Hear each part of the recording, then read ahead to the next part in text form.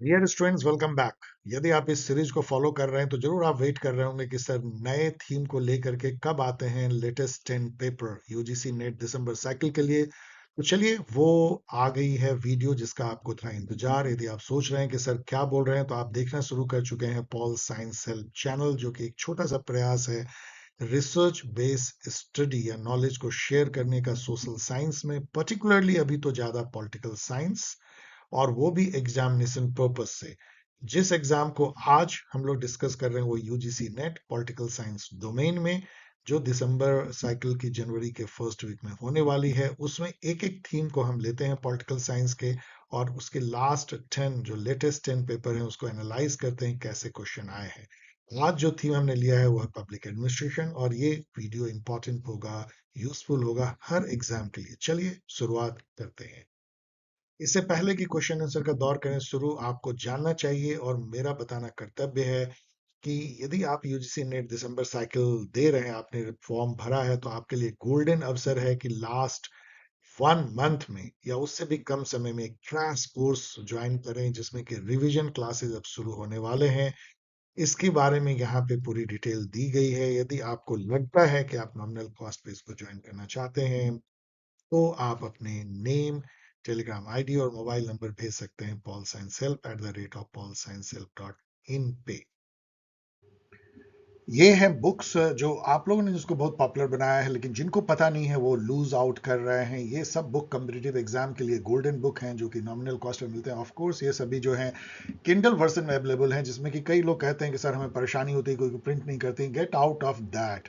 अब जमाना purely online का है, आपको उसमें फायदा है। आपको पता भी नहीं है कि बुक को पब्लिश करने में क्या पापड़ बेलने पड़ते हैं। मैंने कोशिश की है, और कितना कॉस्ट स्केलेट होता है, और वो सब बिचौलियों के हाथों में जाता है। उन सब के लिए एक ही साधन है कि हम और आप मिल करके उसको चेन को तोड़ें और ऑनलाइन वर्जन पे चले जाएं। ये पूरा जो प्लेटफॉर्म है यही ऑनलाइन है, इसलिए मैंने इसको ऑनलाइन ही केवल रखा है। आप बहुत एंजॉय करेंगे उसके फीचर्स को। यूट्यूब में वीडियो देखिए कि किंडल को के फीचर्स को कैसे यूज करें। और ये सब के जो बुक के जो क्लिकेबल लिंक हैं वो डिस्क्रिप्शन बॉक्स में होंगे। सीधा आप मतलब डालेंगे तो आप उस साइट पे अमेजन के पहुंचेंगे, और वहां से आप नॉमिनल कॉस्ट पे इसको परचेज कर सकते हैं।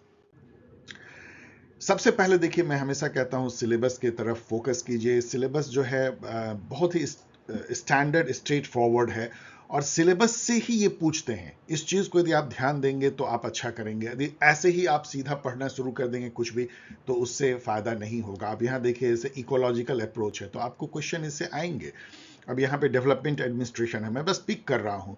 आपको यहाँ पे एनपीए है, changing nature of public administration era of liberalisation, इसको एनपीएम आप कह सकते हैं। गुड गवर्नेंस कह सकते हैं। ब्यूरोक्रेटिक थ्योरी है, ह्यूमन रिलेशन थ्योरी है, तो थ्योरी ऑफ लीडरशिप है तो आपको वो पूछा सकता है। मैरी पार्कर फॉलेट और चेस्टर बर्नर्ड स्पेशल मेंशन है, तो इस पर आपको बहुत तैयारी करनी चाहिए, एंड लाइक दैट। ये सबसे पहले जो लेटेस्ट पेपर है जून 2025, उसमें जो पब एड के जो क्वेश्चन है, चलिए देखते हैं कैसे क्वेश्चन है।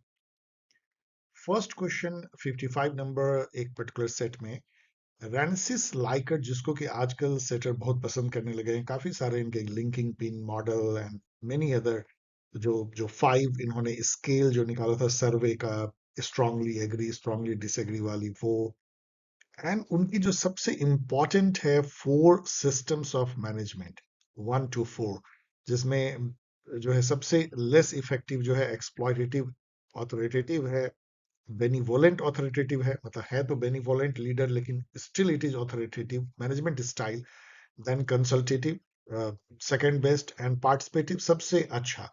तो इसके बारे में और आप पढ़ सकते हैं, लेकिन मैच्योरिटी इमेच्योरिटी इनका कॉन्सेप्ट है, ये बहुत इंपॉर्टेंट कॉन्सेप्ट है क्रिस आर गैरिस का, जिन्होंने कि ये कहा था कि ऑर्गेनाइजेशन में जब एम्प्लॉय जो है, ऑर्गेनाइजेशन के लिए पहले इमेच्योर होता है, फिर धीरे धीरे मैच्योर होता है, लेकिन मैच्योरिटी जो है, यदि आप एज्यूम करेंगे किसी इंडिविजुअल में, तो वो तेजी से मैच्योर होगा। यदि आप उसको बहुत इमेच्योर समझेंगे, हैंड होल्ड कुछ ज्यादा करेंगे, तो मैच्योरिटी में टाइम भी लग सकता है। मैच्योरिटी या मैच्योरिटी की जो कंटिन्यूअम है, इसके बारे में उन्होंने काफी अच्छी लिखी है मैनेजर्स के लिए। तो ABCD ये बहुत आसान सा क्वेश्चन होना चाहिए, यदि आप थोड़ा बहुत भी रेनेसिस लाइकट को आपने पढ़ना है, और खास करके तब जबकि इधर काफी ज्यादा पूछे जाने लगे हैं। ये क्वेश्चन जो है फ्रेडरिक्स के प्रिज्मेटिक सोसाइटी जो उन्होंने अध्ययन किया था ecological approach to public administration उस पे बेस्ड है और आसान होना चाहिए एलिमिनेशन टेक्निक के चलते। वैसे उन्होंने जो प्रिज्मेटिक सोसाइटी जो कि एक ट्रांजिशनल सोसाइटी है फ्रॉम द फ्यूज्ड मतलब एकदम प्रिमिटिव सोसाइटी और डिफ्रैक्टेड मतलब डेवलप्ड सोसाइटी के बीच उन्होंने प्रिज्मेटिक सोसाइटी उन्होंने प्रिज्म से लिया था जहां लाइट जो है 7 कलर में बढ़ जाती है। तो ये जो ट्रांजिशन सोसाइटी को उन्होंने प्रिज्मेटिक सोसाइटी का था इंडिया थाईलैंड फिलीपींस जैसे कंट्री के अध्ययन करके उसमें उन्होंने कहा था कि हेट्रोजेनिटी फॉर्मलिज्म ओवरलैपिंग सेलेक्टिविज्म पार्टिकुलरिज्म ये सब होती है। इन सबको मैं एक्सप्लेन नहीं कर रहा हूँ वीडियो तो ऐसे ही बहुत लंबा हो जाएगा आप देख लीजिएगा। लेकिन यहाँ पे देखिए कि एस्क्रिप्टिव यूनिवर्सलिज्म आप लीजिए यूनिवर्सलिज्म बिल्कुल नहीं है यहाँ पार्टिकुलरिज्म है। प्रिज्मेटिक सोसाइटी में universalism is the feature of the diffractive society यदि ए को आप एलिमिनेट करें तो ए और आपको मिल जाता है आंसर। वैसे इन सब को थोड़ा पढ़ लीजिएगा इसके मीनिंग को भी देख लीजिएगा लाइक एस्क्रिप्टिव वैल्यूज मतलब बर्थ बेस्ड जो स्टेटस या वैल्यू आपको मिलती है वो उसको कहा जाता है। बाकी सबको भी आप थोड़ा पढ़ लीजिएगा। नेक्स्ट क्वेश्चन अब्राहम मैस्लो की theory of hierarchy of need पे आते हैं जिन्होंने जिसमें उन्होंने ये कहा था कि जो हमारी ह्यूमन की जो नीड होती है ना वो हायरार्की में होती है। फर्स्ट सबसे बेस लेवल पे जो है फिजियोलॉजिकल नीड रोटी कपड़ा मकान फिर सेफ्टी की नीड।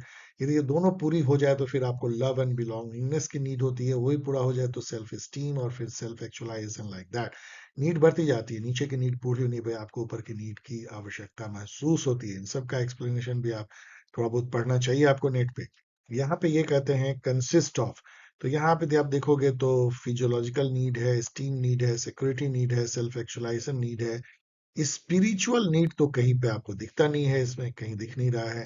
तो ई को आप एलिमिनेट कर सकते हैं और आपको ये आंसर मिल जाता है।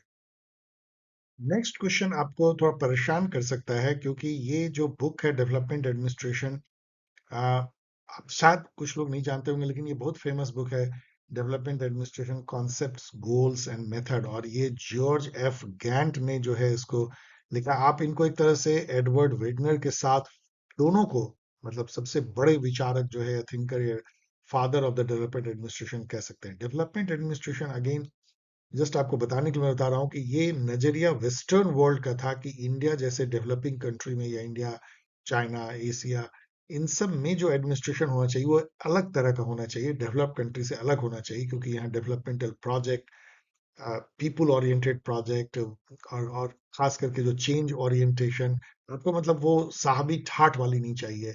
यहाँ पे वो एडमिनिस्ट्रेशन नहीं चाहिए जो कि बस केवल जो है टैक्स वसूलता है लॉ एंड मेंटेन करता है। ये काफी प्रोजेक्ट बेस्ड और action oriented goal oriented project oriented जो है वो होनी चाहिए एडमिनिस्ट्रेशन।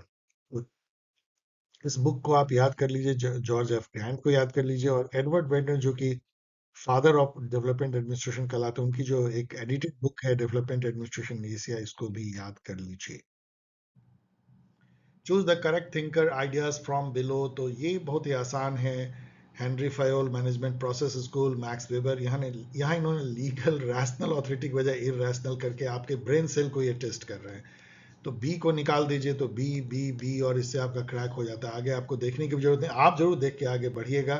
इसलिए ये लड्डू क्वेश्चन बन जाता है बिकॉज ऑफ दिस इरेशनल। इसको आप अब ऐड में डाल सकते हैं पीए इजी। नेक्स्ट क्वेश्चन देखिए 95 who stated there is nothing absolute in management affairs seldom do we have to apply the same principle twice। Hindi में मैं बोल देता हूँ मतलब कुछ भी एब्सोल्यूट जो है मैनेजमेंट को मैनेज करने में नहीं है। एक ही मैनेजमेंट के प्रिंसिपल को जो है आप अप्लाई नहीं कर सकते हैं इवन आइडेंटिकल सिचुएशन में। अब हर सिचुएशन अपने आप में अलग होता है हर का कॉन्टेक्स्ट अलग अलग होता है और इसके लिए alliances must be made for different changing circumstances मतलब सर्कमस्टांसेस सिचुएशन के बेस पे आपको मैनेजमेंट के प्रिंसिपल को अपना अप्लाई करना होगा। इस टाइप की बातें जो है आप गेस कर सकते हैं। Yes Henry Fayol the management Guru management process approach जिनका था जिन्होंने एक बहुत ही फेमस बुक लिखी थी जनरल एंड इंडस्ट्रियल मैनेजमेंट 1916 में और उन्होंने 14 पॉइंट प्रिंसिपल दिया था like unity of command and all that kind of spirit, the crop, pots, and many other division of labor। 14 point आपको जरूर याद रखना चाहिए हेनरी फायोल का। उतना ही इम्पोर्टेंट जो है लुथार गुलिक ने जो 4P कॉन्सेप्ट दिया था डिपार्टमेंटलाइजेशन का, कि एक बड़े ऑर्गेनाइजेशन को यदि आप डिफरेंट डिपार्टमेंट में आपको ब्रेक करना है, किस बेसिस पे ब्रेक करेंगे, तो वो होगा कि उसका पर्पस क्या है, प्रोसेस क्या है, वहां पे जो बिजनेस प्रोसेस है, पर्सन्स उसमें जो एम्प्लॉयड है उनका, उनके बारे में, और प्लेस, इन चार के बेसिस पे 4P प्रिंसिपल उन्होंने दिया था। प्रोटेस्ट उन्होंने नहीं दिया था, तो इसको तो आप एलिमिनेट कर सकते हैं ई को, और आपको आंसर मिल जाता है ABCD हो गया है। Who wrote the book Roman Agrarian History and its Significance for Public and Private Law? हम लोगों ने मेमोरी रिकॉल में देखा था कि मैक्स वेबर ने लिखा था ये। इसको आप इसलिए ये कर सकते हैं कि जवाहरलाल नेहरू डेफिनेटली नहीं लिखे, उनके सारे बुक्स हम लोगों को पता है। Adam Smith is not known for this, Woodrow Wilson, इस टाइप की चीजें जो है, कभी रोमन एग्रेरियन हिस्ट्री, तो इसको आप गेस जरूर कर सकते हैं। इसलिए ये medium level, medium to difficult हो सकता है। और इसको किस कैटेगरी में आप रखेंगे, मिसलेनियस, किस कैटेगरी में रखेंगे? Okay, private, public and private law, चलो PA में रख लो। वुड्रो विल्सन जो है, डेफिनेटली आप इसको आप स्टडी ऑफ एडमिनिस्ट्रेशन से जोड़ सकते हैं, टेलर को साइंटिफिक मैनेजमेंट, गुलिक को स्ट्रक्चर बेस्ड ऑन प्रिंसिपल, और मैस्लो को हायरार्की ऑफ नीड। अब आप मैच कर लीजिएगा, सुपर सुपर इजी, एक ही से हो जाता है। मान लीजिए D का 3 और आपका इसी से क्रैक हो जाता है, इसलिए ये सुपर इजी है PA का क्वेश्चन। 117 देखिए, ये आसान है। Dwight Waldo, study of public administration, Peter Drucker, management challenges for, और किसी से भी हो जाएगा। लाइकट जो है, उन्होंने ह्यूमन ऑर्गेनाइजेशन की बात की है। हर्सबर्ग, मोटिवेशन टू वर्क, जो हाइजीन थ्योरी देते हैं, इससे आप मैच कीजिए। मान लीजिए फ्रेडरिक हर्सबर्ग, D का 3 और इससे भी हो जाता है, इसलिए ये इजी लेवल क्वेश्चन है, public administration. Consider the following ideas associated with Douglas McGregor and choose the correct answer. यहाँ पे इन्होंने थ्योरी एक्स और थ्योरी वाई को पलट दिया है। थ्योरी एक्स है the alternate assumption of integration and self control, ये थ्योरी वाई पे लागू होता है। ऐसे वर्कर जो कि सेल्फ कंट्रोल, सेल्फ डायरेक्टेड होते हैं, सेल्फ मोटिवेटेड होते हैं। और ये जो है थ्योरी एक्स है, जिसमें कि आपको पुश करना पड़ता है, कोर्स करना पड़ता है, तभी वर्कर काम करते हैं, ये थ्योरी वाई है। तो ये दो तो गलत हो गए। स्कैनोलन प्लान जो है, मैंने पढ़ा, मुझे भी पता नहीं था, ये एक मिस्टर स्कैनोलन ने दिया था कि कैसे जो है वर्कर्स को आप यदि पार्टिसिपेटिव मोड में ले आए तो वो बहुत सारा खर्च आपका बचा सकते हैं फैक्ट्री का। और यदि उस खर्च जो बचत होती है, यदि उसको बांट दें आप वर्कर में, तो वर्कर और आपको नए नए तरीके बता सकते हैं जो कि आपके खर्चे को कम कर सकता है, फैक्ट्री को आगे या ऑर्गेनाइजेशन को आगे बढ़ा सकता है। तो ये भी जो है, ये थ्योरी वाई से अलाइन करता है, क्योंकि थ्योरी वाई में जिस टाइप के वर्कर हैं वही आपको इस कैनोलन प्लान में शामिल हो सकते हैं। तो C सही है। ह्यूमन साइड ऑफ इंटरप्राइज, तो उनकी बुक का नाम है। लिंकिंग पिन मॉडल जो है, लाइकट ने दिया है, ये पहले भी UGC नेट में पूछा गया। तो इसको आप E को जैसे आप निकालते हैं तो ये खत्म हो जाता है, और A B को तो आप निकाल ही सकते हैं, तो C D केवल बच जाता है। मीडियम टू डिफिकल्ट आप कह सकते हैं पब्लिक एडमिनिस्ट्रेशन। आइए, सबसे जो लेटेस्ट पेपर है, जो 6 जनवरी को होता है, मुझे लगता है 2025 को, लेकिन वो दिसंबर 2024 साइकिल का है, उसमें से मैंने चुन के निकाले हैं 7 क्वेश्चन जो कि पब्लिक एडमिनिस्ट्रेशन से पूछे गए। जी हाँ, बहुत ज्यादा क्वेश्चन नहीं है। पहले पब्लिक एडमिनिस्ट्रेशन से पहले ज्यादा क्वेश्चन पूछे गए हैं, इस बार फोकस थोड़ा कम है। देखिए वो कौन से 7 क्वेश्चन है। ये क्वेश्चन पब्लिक एडमिनिस्ट्रेशन का है, वेरी इजी क्वेश्चन, क्योंकि एक ही से क्रैक होता है। पेडलेंटन एक्ट जो है सिविल सर्विसेज में, मेरिट बेस्ड अपॉइंटमेंट होगा। ये आया था 1883 में, क्योंकि उसके पहले वहाँ पे स्पॉयल सिस्टम था, जिसको जैक्सोनियन सिस्टम कहते हैं। उस पर एक राष्ट्रपति मिस्टर गारफील्ड की हत्या भी हो गई थी। तो ये सब मैं कितनी बार लोग बताता रहता हूँ। और ये AK4 से जो है सीधा ये क्रैक हो जाता है। बाकी को आप मैच कर लीजिएगा, क्योंकि बहुत जगह ये पूछा जाता है। हॉथरिनियन स्टडी से भी आप इसको क्रैक कर सकते थे। Dam easy. 88 नंबर क्वेश्चन जो इस सेट में दिख रहा है, identify the characteristic not associated with prismatic society. ये जो फ्रेड रिग ने जो बुक लिखी थी इकोलॉजी ऑफ पब्लिक एडमिनिस्ट्रेशन, उसमें उन्होंने जो प्रिज्मेटिक सोसाइटी, जो एक ट्रांजिशन में होता है, एक सोसाइटी तो वो है जो अभी भी बिल्कुल एग्रेरियन है, जिसको उन्होंने एग्रेरिया मॉडल कहा, जो अभी भी ट्राइबल है, जो जैसे अफ्रीका में कुछ ट्राइबल्स हैं, या इंडिया में भी कुछ अंडमान निकोबार और मेनी अदर ट्राइबल हैं, वो समझिए कि वो पुरातन काल में रह रहे हैं, प्रिमिटिव कम्युनिज्म में। तो उनको उसके बाद जो सोसाइटी है, लाइक जो डेवलपिंग कंट्री थर्ड वर्ल्ड कहते हैं, इसमें इंडिया भी अभी भी उसमें है, जो डेवलप की तरफ बढ़ रहे हैं, और एक है वेस्टर्न वर्ल्ड जो ऑलरेडी डेवलप्ड हो चुके हैं। यदि आप इसको इस तरह से लीनियर मॉडल लीजिए तो फ्रेडरिक्स ने इस तरह से कहा कि एक जो है सोसाइटी अग्रेरिया है, दूसरा जो है ट्रांजिसिया है, और तीसरा जो है वो इंडस्ट्रिया है। ये मॉडल भी कई जगह पूछा जाता है, एग्रेरिया, ट्रांजिसिया एंड इंडस्ट्रिया। तो ट्रांजिसिया जो मॉडल है दैट डिपिक्ट और denote the prismatic society sorry, यहाँ पे जो है वो प्रिज्मेटिक इस वे में प्रिज्मेटिक भी जो कहते हैं वही बहुत मजेदार है। उन्होंने फिजिक्स का एक तरह से हेल्प लिया है, जिसमें कि आप एक प्रिज्म एक तिकोना ग्लास होती है 3 डायमेंशनल, यदि उसमें से एक लाइट को गुजारते हैं जो व्हाइट लाइट होती है, तो वो जो है 7 कलर में बट जाती है। जब यहाँ निकलेगा तो 7 कलर आपको निकलेगा, वो बैगनिया पेनिला जो हो। तो वो इस तरह के सोसाइटी को वो प्रिज्मेटिक सोसाइटी कहते हैं। उनका कहना है कि ये सोसाइटी अभी ऐसा है जिसमें कि ये जो रोल एंड फंक्शन है, स्ट्रक्चरल फंक्शनलिज्म पे जाते हैं, वो अभी विभाजित हो रही है। अभी भी जो है एक ही स्ट्रक्चर या इंस्टीट्यूशन मल्टीपल फंक्शन करता हुआ नजर आता है, जो यहाँ पे पॉलीफंक्शनलिज्म है भी। जब डेवलप्ड सोसाइटी में हर इंस्टीट्यूशन या स्ट्रक्चर एक ही फंक्शन करता है, उसको वो डिफरेक्टेड सोसाइटी कहते हैं, इस फिजिक्स के लाइट के डिफ्रैक्शन के टर्मिनोलॉजी में। ओके, एनीवेज ये सब मैंने आपको अलग बताया है। यहाँ पे देखिए सेलेक्टिविज्म जो है, उनका कहना है कि जो प्रिज्मेटिक सोसाइटी होती है, जो डेवलपिंग सोसाइटी कह लीजिए, उसमें प्रॉब्लम क्या होती है कि रूल रेगुलेशन तो अपनी जगह पे होते हैं, किताबों में, मोटी मोटी किताबों में होते हैं, लेकिन उसका जो एप्लीकेशन होता है वो सेलेक्टिव होता है। You show me the face, I will show you the rule. मतलब रूल जो है यूनिवर्सल अप्लाई नहीं होता, यूनिवर्सलिज्म नहीं होती, इसलिए यूनिवर्सलिज्म तो इसमें है ही नहीं, यही इसका करेक्ट आंसर है। लेकिन और को समझ लीजिए, सेलेक्टिविज्म का मतलब आप समझ गए होंगे, सेलेक्टिव एप्लीकेशन ऑफ रूल। अभी भी लगातार हो रहा है, इंडिया में भी हम लोग देखेंगे सेलेक्टिव एप्लीकेशन ऑफ रूल होती है, जो कि बहुत ही दुखद है, लेकिन ऐसा होता है। देन अटेनमेंट जो है वो ये कहते हैं कि जो प्रिज्मेटिक सोसाइटी में अटेनमेंट बेस्ड समाज है या पब्लिक एडमिनिस्ट्रेशन है, जबकि जो डेवलप्ड सोसाइटी है उसमें अचीवमेंट बेस है। अटेनमेंट वो ये कहते हैं कि कोई एक माइलस्टोन आपने कभी लाइफ में अचीव कर लिया, जैसे फॉर एग्जांपल इंडिया में आपने एक सिविल सर्विसेज एग्जाम पास कर लिया और आप आईएएस ऑफिसर बन गए। अब आप अगले 35 सालों तक बस उसी बेसिस पे आपको पोस्ट मिलती रहती है, आपने क्या अचीव किया कैरियर में इसका कोई ज्यादा योगदान नहीं होता, बस आप सीनियर होते जाते हैं। This is attainment. जबकि जो डेवलप्ड सोसाइटी है उसमें उन लोगों को वो पदवी दी जाती है जो उस पोस्ट के लिए उन्होंने कुछ लाइफ में लगातार अचीवमेंट किया है, एक्सपर्ट बने हैं उनको। ऐसा नहीं कि 30 साल पहले आपने कोई एग्जाम में अटेनमेंट किया था, इसके चलते आपको मिली है। तो ये अटेनमेंट भी है, उससे जुड़ा हुआ।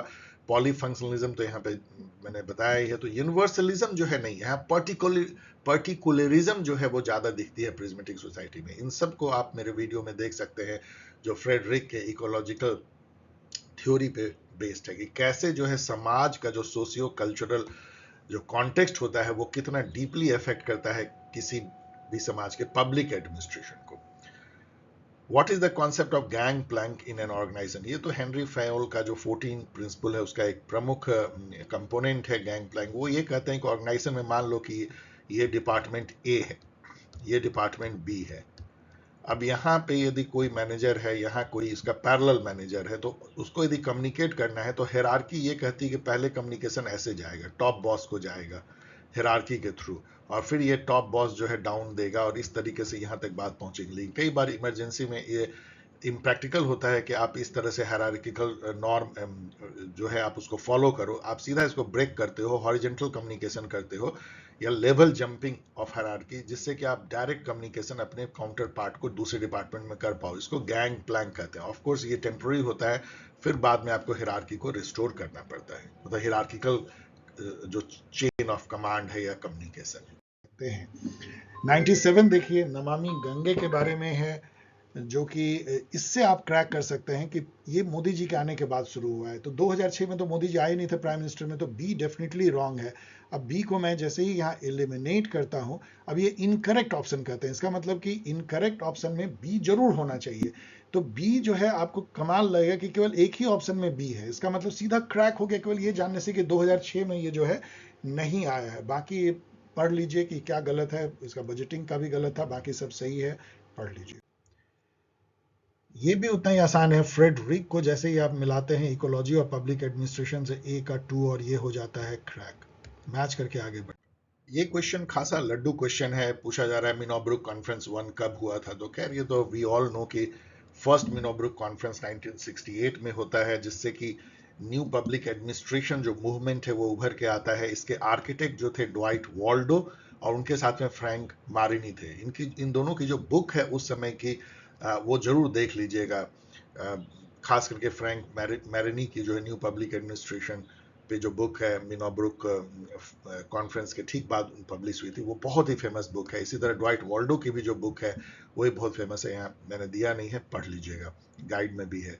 देन सेकंड मिनोब्रुक कॉन्फ्रेंस जो है 1988 में 20 साल बाद होती है, और इसमें जो है न्यू पब्लिक मैनेजमेंट उभर करके आता है। इसके जो चीफ आर्किटेक्ट थे जॉर्ज फ्रेडरिक्सन थे, जो छुपा हुआ नाम है, कई बार पूछा सकता है। फिर 20 साल बाद 2008 में जो है थर्ड मिनोब्रुक कॉन्फ्रेंस होती है। इसमें गुड गवर्नेंस का कॉन्सेप्ट उभर करके आता है, और रोजमरी ओ लेरी जो है इसके चीफ आर्किटेक्ट होते हैं। नेक्स्ट मिनोब्रुक कॉन्फ्रेंस हो सकता है 2028 में हो। अब इसमें क्या इश्यूज आएंगे ये देखने की बात होगी। ये क्वेश्चन भी उतना ही आसान है। Who wrote the book the functions of the executive. ये इतना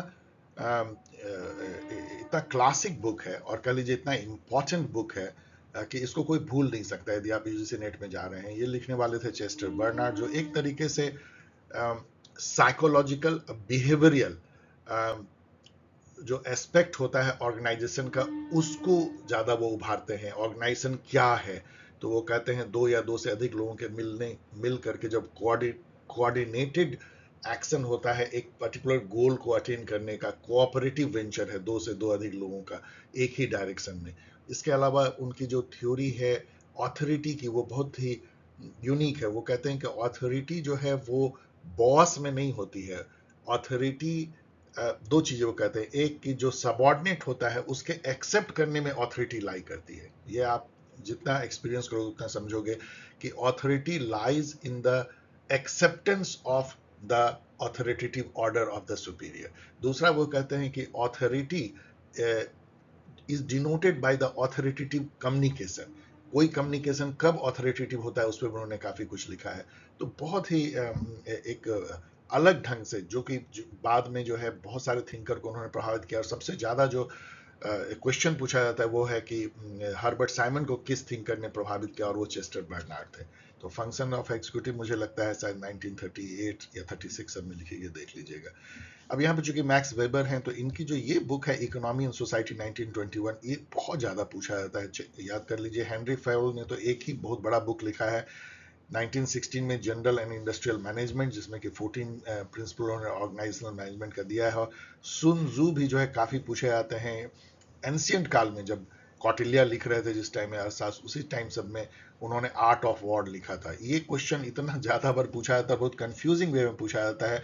कई जगह जो है मैकियावेली इनके साथ दे दिया जाता है, कई जगह माओ जेदांग। इनफैक्ट मैकियावेली और माओ जेदांग ने भी आर्ट ऑफ वॉर नाम की बुक लिखी है, लेकिन जो ओरिजिनल आर्ट ऑफ वॉर यदि हम कहें तो वो सुन जू, जो एंशियंट चाइनीज थिंकर थे, उनके नाम से जाता है।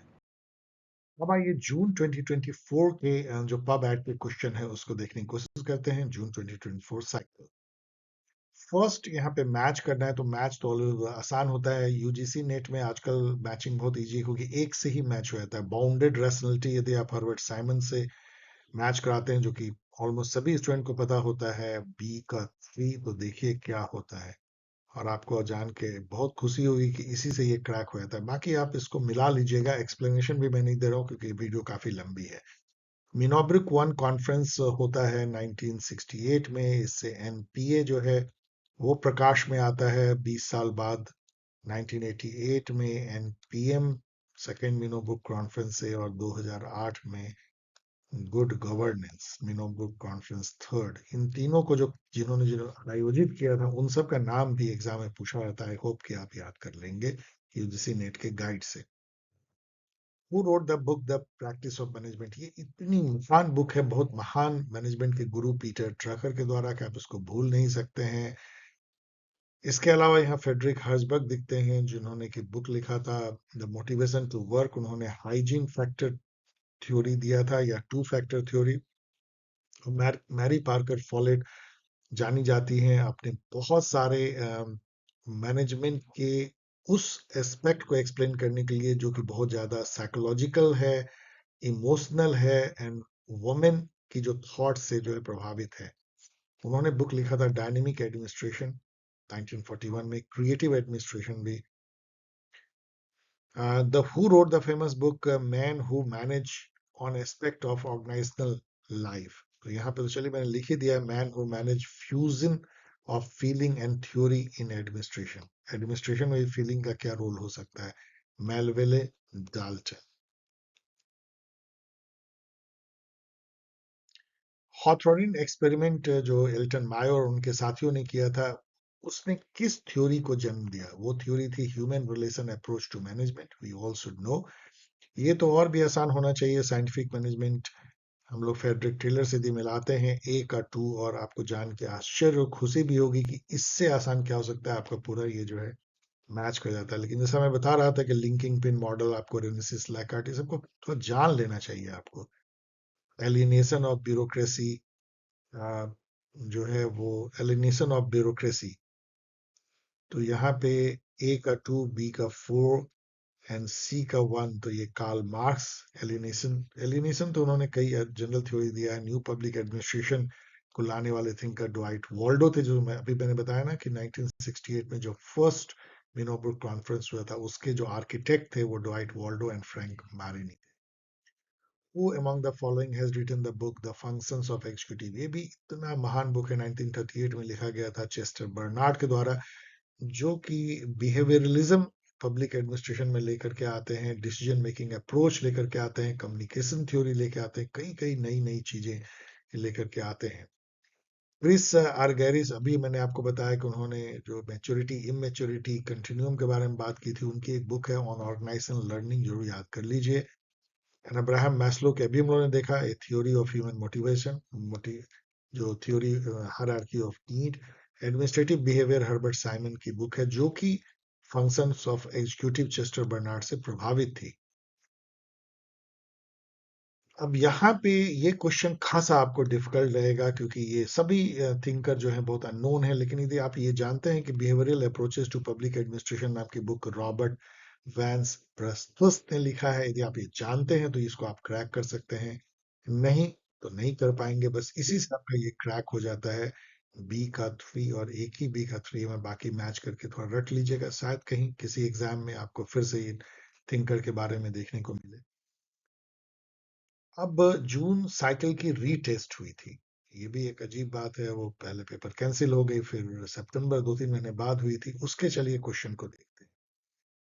Who contended that we are concerned only with finding a choice mechanism that will lead it to pursuing a satisfying path, a path that will permit satisfaction at some specified level of all of its needs? The moment आप satisfying word देखिए, good enough decision देखिए, आप सीधा administrative man नाम की मतलब term देखिए, decision making theory देखिए, रैशनल अप्रोच देखिए, हर्बर्ट साइमन। सेटिस्फाइसिंग क्वाइन ही उन्होंने किया था। यहाँ पे बाकी जो है, जैसे कुछ कुछ जो थिंकर है उनका मैंने दे दिया है। मैरी पार्कर फॉलेट को आप याद रख सकते हैं यदि एक चीज के लिए, तो वो ये है कि integration is better than domination और compromise in conflict resolution in organisational setting. Integration. Chester Barnard zone of indifference नाम के टर्म के लिए जाने जाते हैं, मैं एक्सप्लेन नहीं कर रहा हूँ। Max Weber rationalism as hallmark of modernism, three type of legitimate authority. Herbert Simon, rational choice, bounded rationality, administrative man, and satisfies. Merton's criticism of bureaucratic theory. अब यहाँ पे जो है ये क्वेश्चन थोड़ी चैलेंज भी की गई थी, क्योंकि इन्होंने कई इसमें से चीजें कही थी जो कि ये बैठता नहीं है, कोई भी इसमें सही होता नहीं है। इन्होंने डिस्प्लेसमेंट ऑफ गोल भी कहा था, ट्रेन इनकेपेसिटी भी ब्यूरोक्रेसी को कहा था। नॉन कॉन्फॉर्मिटी तो नहीं है, वो कंफर्म करते हैं हमेशा रूल रेगुलेशन को। डीपर्सनलाइजेशन ऑफ रिलेशनशिप जो है, ये कोई बुराई तो नहीं है, ये तो ऐसा है ही, उनकी फीचर ही, फितरत ही यही है। इनएडिक्वेट अकाउंटेबिलिटी एंड रिस्पॉन्सिबिलिटी भी इसमें है। तो ए बी ई आप कह सकते हैं, मेरे अनुसार से ए बी ई शायद सही होगा। लेकिन फिर भी मैं आपको स्ट्रांगली कह रहा हूँ कि इसको थोड़ा चेक कर लीजिएगा कि इसमें से कौन सा सही है। मॉर्टन मैटन, मैटन, रॉबर्ट के मैटन, चेक कर लीजिएगा। उनकी बहुत फेमस सोशियोलॉजिस्ट थे। उन्होंने ये भी कहा था कि ब्यूरोक्रेसी एज रूलिंग सर्वेंट। तो रॉबर्ट मेटन की जो बुक है social theory and social structure, उसको याद रखिए, सोशियोलॉजी और साइंस को भी याद रखिए। लेकिन फिर से इस आंसर को देख लीजिएगा जो मैं ठीक बोला। अब यहाँ पे यदि आप देखें तो ऑसबॉर्न की जो बुक है, अ, वो बहुत ही फेमस है। वो न्यू पब्लिक एडमिनिस्ट्रेशन को लेकर के आती है, लेकिन वहां पे यहाँ पे वो बुक नहीं दी गई है। जबकि माइकल बार्जली जो मेरे टीचर रहे हुए हैं, गुरु रहे हुए हैं एलएससी में, उन्होंने एक बुक लिखी है NPM improving research and policy dialogue. So यदि आप सर की इस बुक को जानते हैं तो आपको ये पेपर क्रैक हो जाता है। लेकिन ये सारे बुक बहुत इंपॉर्टेंट थिंकर के हैं, बुक बहुत अननोन है।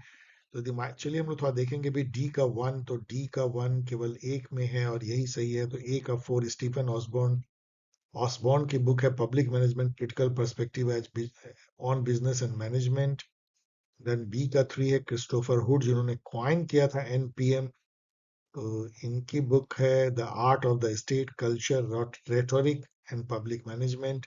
जॉन एरिक लैन ने भी काफी काम किया है मैनेजमेंट पे, पब्लिक मैनेजमेंट पे। इनकी बुक है new new public management and introduction. Okay.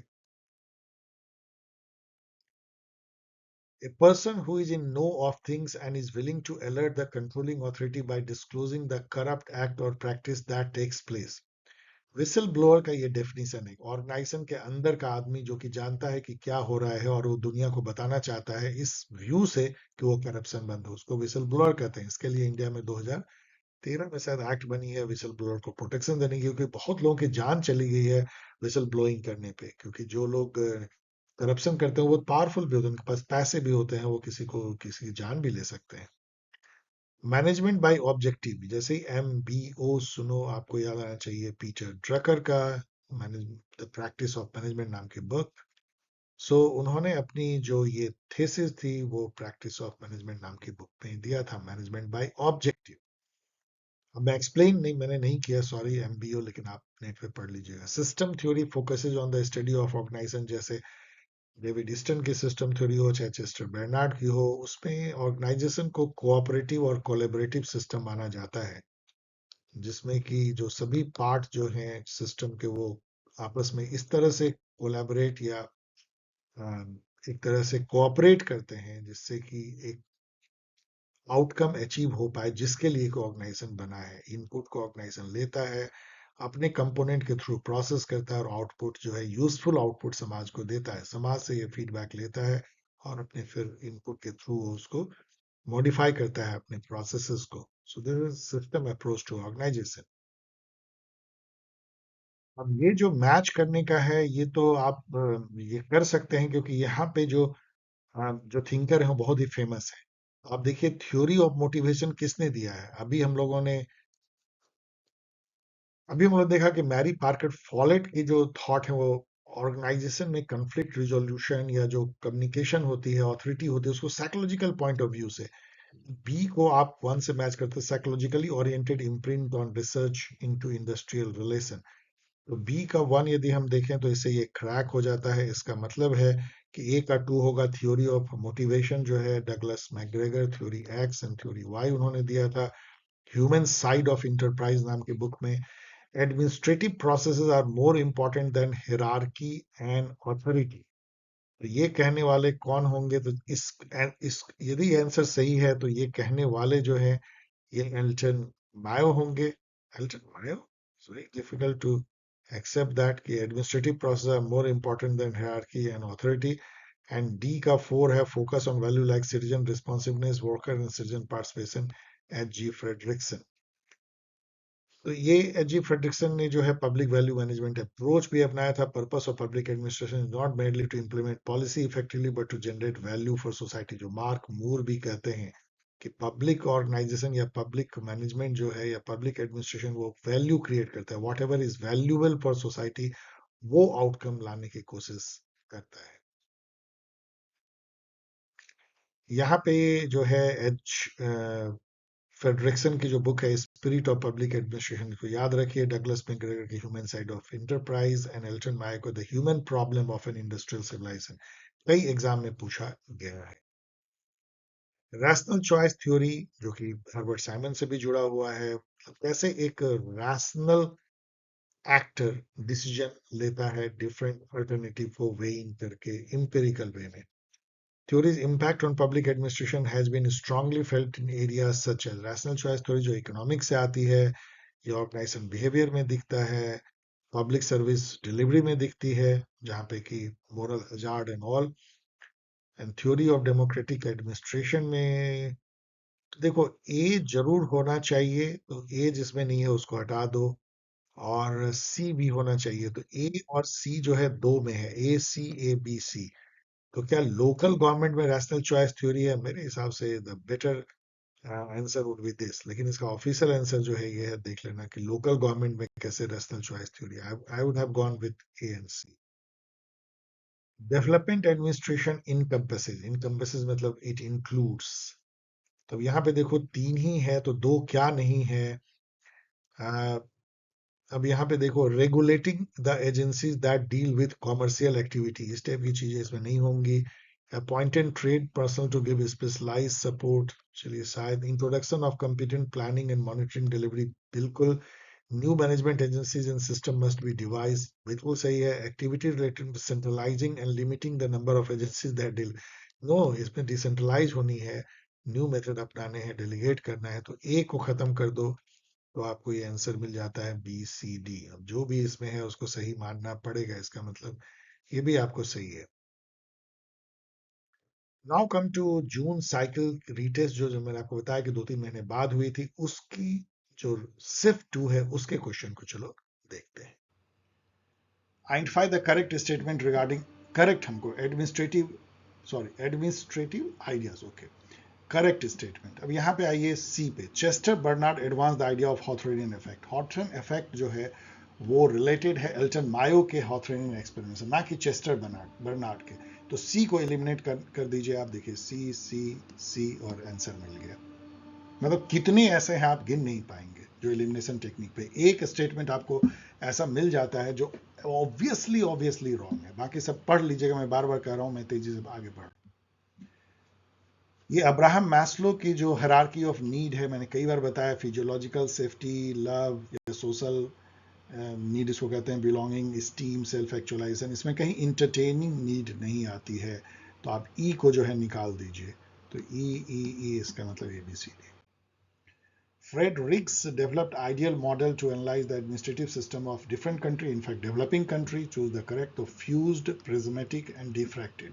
Fused जो है वो traditional society, prismatic transitional society like India, Thailand, Philippines, and diffracted developed society. A D E. A D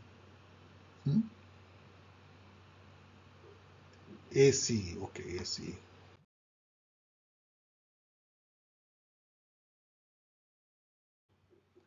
Who stated there is nothing absolute in management affairs. Seldom do we have applied the same principle twice as in identical condition. Allowances must be made for different changing circumstances. ये line अपने आप में बहुत beautiful है, management में applicable होता है, लेकिन जानना उतना ही डिफिकल्ट. हेनरी फेयल इसका आंसर दिया है super difficult. Who conceived the notion of linking pin model? Difficult but very very important. Lenin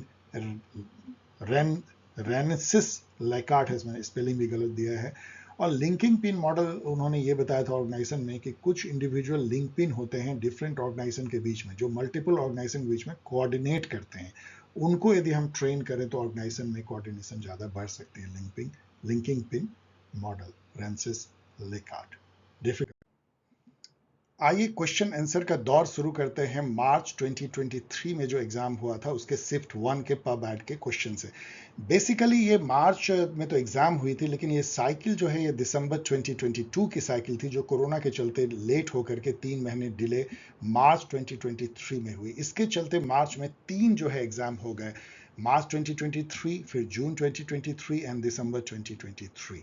late us start the question answer discussion.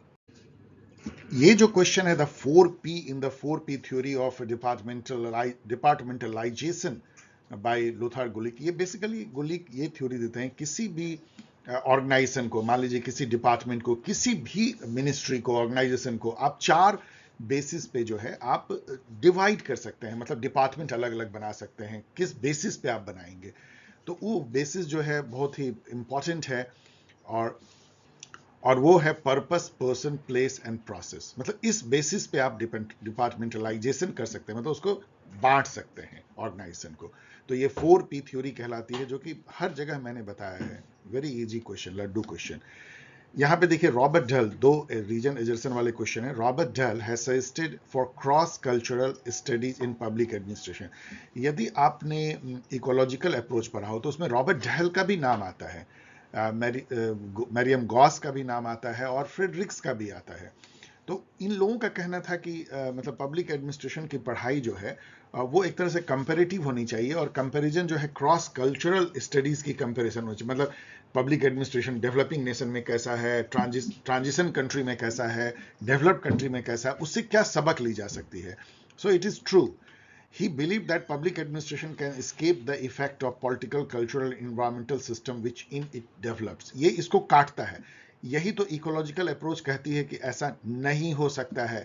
You cannot escape, मतलब can के बदले यदि आप not लगा दीजिए, तो इनका कहना था कि जो पब्लिक एडमिनिस्ट्रेशन है वो अपने पॉलिटिकल, कल्चरल जो इन्वायरमेंट है उसमें इम्बेडेड होती है, जैसे एक ह्यूमन इम्बेडेड होते हैं, वो उससे भाग नहीं सकते हैं। यदि हमारे यहाँ का लार्जर कल्चर जो है इंडिया का, मान लीजिए सपोज हम कहते हैं कि लार्जर कल्चर ये है कि हम लोग ट्रेडिशन पे ज्यादा चलते हैं बनिस्पत इसके कि लिखे हुए नियम कानून।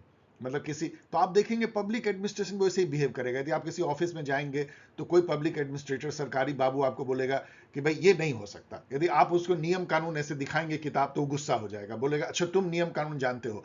मतलब ये हमारी परंपरा रही है कि हम लोग जो है, जो पहले होता आया है, जो हमारी ट्रेडिशन है, कस्टम है, चलन है, उसको, उस पर ज्यादा हम लोग भरोसा करते हैं इंस्टीट्यूट की जो ब्लैक एंड व्हाइट में, खास करके अंग्रेजों के द्वारा जो लिखी गई नियम कानून है।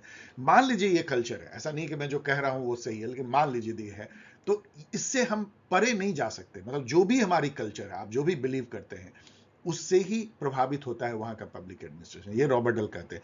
इसलिए ये फॉल्स है, ये ट्रू है। तो इसका ऑप्शन क्या हो जाता है? सी हो जाता है। आई होप यू अंडरस्टैंड मैं क्या बोल रहा हूं।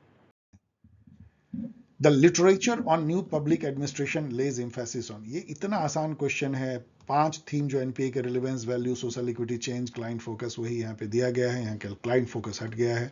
लड्डू क्वेश्चन। ये क्वेश्चन आपको परेशान कर सकता है क्योंकि बहुत ज्यादा पॉपुलर नहीं है, लेकिन अब चूंकि एक बार पूछ दिया गया है तो कई लोग इसको देख चुके हैं, तो अब ये एक कॉमन क्वेश्चन बन गया है। लेकिन इसके पीछे जो थॉट है या थ्योरी है वो बहुत कॉमन है कि पब्लिक पॉलिसी एक साइकिल में जो है, या स्टेजेस में एक के बाद एक इसको एनालाइज किया सकता है। सबसे पहले जो है प्रॉब्लम आइडेंटिफिकेशन होती है, फिर एजेंडा सेटिंग होती है सेकेंड स्टेज में, फिर जो है अल्टरनेट ढूंढे जाते हैं, एक अल्टरनेट को जो है चुन लिया जाता है आफ्टर एनालिसिस, उसको अडॉप्ट करते हैं, दैट इज द पॉलिसी, फिर पॉलिसी इंप्लीमेंट होती है, फिर मिड कोर्स करेक्शन भी हो सकता है, फीडबैक होते हैं, और ये साइकिल जो है चलती रहती है। इसी साइकिल को हैरोल्ड लैसवेल, जो पॉलिसी साइंस के फादर कहे थे, उन्होंने 7 स्टेजेस में अलग नाम से बताया। उन्होंने फर्स्ट स्टेज कहा इंटेलिजेंस, जिसमें इंटेलिजेंस तो स्कैन के थ्रू, स्कैन हम करते हैं और इन्वायरमेंट में ढूंढते हैं कि समस्या क्या है।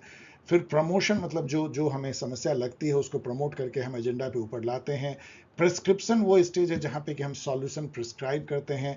इन्वोकेशन, एक तरीके से उस सॉल्यूशन को इन्वोक करते हैं, मतलब अडॉप्ट करते हैं पॉलिसी के रूप में। एप्लीकेशन मतलब इंप्लीमेंट करते हैं। टर्मिनेट मतलब उसको खत्म करते हैं। अप्रेजल मतलब इवेलुएट करते हैं, यहाँ इवेलुएशन भी आप जोड़ सकते हैं। तो उसमें ये कह रहा है कि जो 5th स्टेज क्या है, तो 5th स्टेज एप्लीकेशन या इम्प्लीमेंटेशन है, जो यहाँ पे दिखती है। तो आप देखेंगे प्रमोशन जो है 2nd स्टेज है, इन्वोकेशन जो है वो 4th स्टेज है, इंटेलिजेंस 1st स्टेज है, हैरोल्ड लैसवेल। तो इसको एक बार आप देख लीजिए। आइए आप 51 नंबर क्वेश्चन देखते हैं।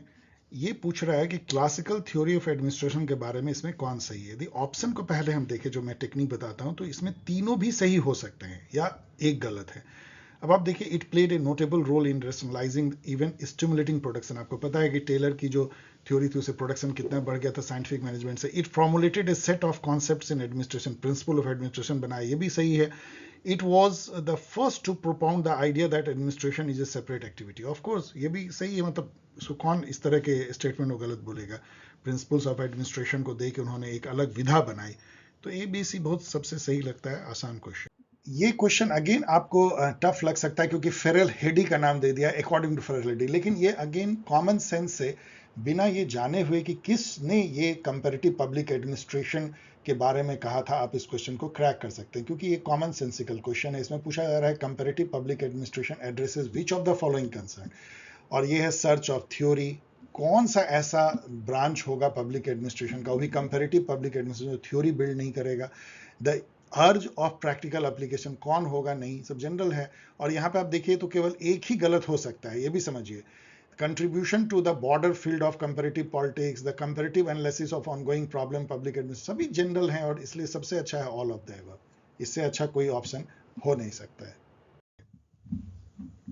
ये भी उतना ही आसान है। हर्बर्ट साइमन ने जो है एडमिनिस्ट्रेटिव और इकोनॉमिक मैन का डिफरेंस दिया, क्या इससे हो जाता है बी का 1 और इसी से आपका क्रैक हो जाता है, बाकी मैच कर लीजिएगा, very very easy. Elton Mayo, ये सब बहुत लड्डू क्वेश्चन है। सबसे पहले उन्होंने इल्यूमिनेशन किया, फिर रिले असेंबली, फिर उसके बाद मास इंटरव्यू, फिर बैंक बैरिंग, तो इसको आप अरेंज कर लीजिएगा, वेरी इजी। तो बी से शुरू होता हुआ। अब यहाँ पे पब्लिक एडमिनिस्ट्रेशन के बारे में काफ़ी लिखा गया है कि कैसे ये चेंज हो रहा है, कैसे जो है लोगों की एक्सपेक्टेशन जो है बदल रही हैं। बहुत लंबा इसलिए मैं पढ़ नहीं रहा हूँ, लेकिन ये भी बहुत आसान है। ये पब्लिक एडमिनिस्ट्रेशन को अब लोग कैसे तौलते हैं, एक पब्लिक गुड है एंड लाइक दैट, ब्ला ब्ला लिखी गई। व्हाट इज द, इसको लेकिन मुझे लगता है चैलेंज कीजिए, what is the main reason for a major role of public administration in future. इसमें जो लाइन दी गई थी वो अलग थी। उसमें ये था कि एक तो पीपल उसको जज कर रहे हैं, बहुत अलग तरीके से उनके एक्सप्रेशन बढ़ गए, और साइंटिफिक कम्युनिटी भी बहुत साइंटिफिक पैमाने पर उसको चेक कर रहा है। लेकिन यहाँ पे उन्होंने सही आंसर क्या दे दिया है, मतलब official answer, scientific thinking among people. ये गलत है, ऐसा नहीं है, इसको चैलेंज कीजिए, पढ़ लीजिएगा, आपको लगेगा कि ये आंसर गलत है, इसको चैलेंज कीजिए। Who among the following has identified the transition of public administration to a profession? ये बिल्कुल लाइन उठा करके दिया गया है, लैंड का लाइन उससे लिया गया है। Which among the following statement are not related to the transition of the discipline of public administration? Actuate self-definition, changes in the modern life, extensive scientific recognition, economic and financial crisis। ये कहीं इसमें mention नहीं है, बाकी सब mention है वो transition के लिए, तो यही सही है। In future, public administration will be assessed with scientific tools which performance indicator and high standard of theory, ऐसा लिखा गया है। The impact of public choice and NPM is more on the present day administration। ये वैसे तो ये statement सही है कि आज के एडमिनिस्ट्रेशन पे न्यू पब्लिक मैनेजमेंट और पब्लिक चॉइस का बहुत असर है, लेकिन इस आर्टिकल में कहीं नहीं लिखा गया, इसलिए ये सही किया है कि उसको इनको फॉल्स माना है। ये फॉल्स है और ये ट्रू है, यही सही है। Identify the correct option among the following statement related to discipline of public administration. Public expect good and skillful, यहाँ correct। स्किलफुल एडमिनिस्ट्रेटर को चाहते हैं, public expect quality of service चाहते हैं, public expect effective management of institution, public wants to continue with the present model bureaucracy, no. और वैसे भी ये तो आउटलाइन स्टेटमेंट है, एक तो गलत होना ही है, तो ए बी सी इसमें सही है। आइए अब मार्च 2023, जो एक्चुअली दिसंबर 2022 साइकिल जो कोरोना के चलते डिले हुआ था, उसकी सिफ्ट 2 के पब के क्वेश्चन को देखते हैं। नेक्स्ट क्वेश्चन देखिए, जिसमें कि एक क्वेश्चन थोड़ा इन्होंने टाइपो के चलते गलत कर दिया था, उसको चैलेंज भी किया गया था। Behavioural approach in the study of organisation means, ये बहुत ही खासा आसान क्वेश्चन हो सकता है। बिहेवियरल अप्रोच क्या है? स्टडी ऑफ सिस्टम, तो सिस्टम जैसे आ गई, ये बिहेवियरल अप्रोच नहीं हो गया कि study of system in organisation context, मतलब ठीक है सिस्टम अप्रोच भी बिहेवियरल के बाद आया है, but this is not exactly behavioural approach. Study of behaviour of individual public servant, तो चलिए ठीक है, नॉट ओनली पब्लिक सर्वेंट, बहुत लोगों के बिहेवियर का। Use of behavioural science in the study of organisation behaviour, ये एक्चुअल है। मतलब आप बिहेवियरल अप्रोच क्या है ऑर्गेनाइजेशन में? ऑर्गेनाइजेशन में जितने लोग हैं, चाहे मैनेजर हो, स्टाफ हो, वर्कर हो, मालिक हो, नौकर हो, सबका जो बिहेवियर, ह्यूमन बिहेवियर को एनालाइज करना और उसके थ्रू जो ऑर्गेनाइजेशन का जो बिहेवियर है उसको समझने की कोशिश करना, that is behavioural approach. Study of organisational structure on the basis of behavioural, ये नहीं है। तो 3 इज द बेस्ट ऑप्शन, सबसे अच्छा एक्सप्लेन भी। Which of the following are the trends notice by Fredericks in comparative public administration? पहले तो ये समझिए, कंपैरेटिव पब्लिक एडमिनिस्ट्रेशन के फादर जो है फ्रेडरिक्स कहलाते हैं। ये 10 साल तक जो है वहाँ पे कंपैरेटिव एडमिनिस्ट्रेशन ग्रुप था CAG, उसके चेयरपर्सन भी रहे थे फ्रेडरिक्स, जिन्होंने प्रिज्मेटिक सोसाइटी का थ्योरी भी दिया, स्ट्रक्चरल फंक्शनलिज्म को डेवलपिंग कंट्री के लिए अपनाया। तो इन्होंने जो कहा था, इसमें उन्होंने कहा था कि जो हम ट्रेंड देख रहे हैं वो किस समय में, आज से कई साल पहले, कई डिकेड पहले, कि कंपैरेटिव पब्लिक एडमिनिस्ट्रेशन जो है वो नॉर्मेटिक से ज़्यादा इंपेरिकल होता जा रहा है, एंड इडियोग्राफिक मतलब इंडिविजुअलिस्टिक से ज़्यादा जो है नेमोथेटिक होते जा रहा है, यूनिवर्सल होते जा रहा है। मतलब एक इंडिविजुअल ऑर्गेनाइजेशन का या इंडिविजुअल मैनेजर के एनालिसिस या इंडिविजुअल सिचुएशन के एनालिसिस से ये यूनिवर्सलिस्टिक हो रहा है। और थर्ड है कि एक शिफ्ट हो रहा है predominantly non ecological to ecological basis. इन्होंने इकोलॉजिकल पब्लिक एडमिनिस्ट्रेशन पे काफ़ी काम भी किया था। इकोलॉजिकल का मतलब ये है कि पब्लिक एडमिनिस्ट्रेशन जो है अपने लार्जर सोशियो कल्चरल कॉन्टेक्स्ट से हमेशा जुड़ा रहता है, इक्विलिब्रियम में रहता है, गिव एंड टेक चलता रहता है। मतलब उसका एक तरह का वो प्रतिरूप होता है, वो अपने लार्जर सोशियो कल्चरल कॉन्टेक्स्ट से कट नहीं सकता है, उसके इकोलॉजी से बच नहीं सकता है। यहाँ पे उन्होंने क्या किया, ये पूछ रहे हैं कि which of the following are trends notice, तो एक ही इसमें सही है, वो है फ्रॉम इडियोग्राफिक टू नोमेथेटिक, लेकिन इन्होंने नॉर्मेटिव दे करके इन्होंने एक क्रिटिकल एरर कर दिया, इसके चलते ये क्वेश्चन इनवैलिड हो गया, क्योंकि इन्होंने मिस्टेक कर दिया है इसको टाइप करने में। बाकी तो ये ऐसा उल्टा था, ये था ही नहीं, यही सही होना चाहिए था, लेकिन यहाँ पे नेमोथेटिक के बजाय इन्होंने नॉर्मेटिव कर दिया। Taylor's concept of mental revolution stand for, ये सब बहुत आसान क्वेश्चन है। Harmony in cooperation, mental revolution मतलब कि जो दोनों वर्कर और मैनेजर दोनों में एक हार्मनी होगी, दोनों का मेंटल रिवॉल्यूशन होगा। Which one of the following is the drawback of the bureaucratic model.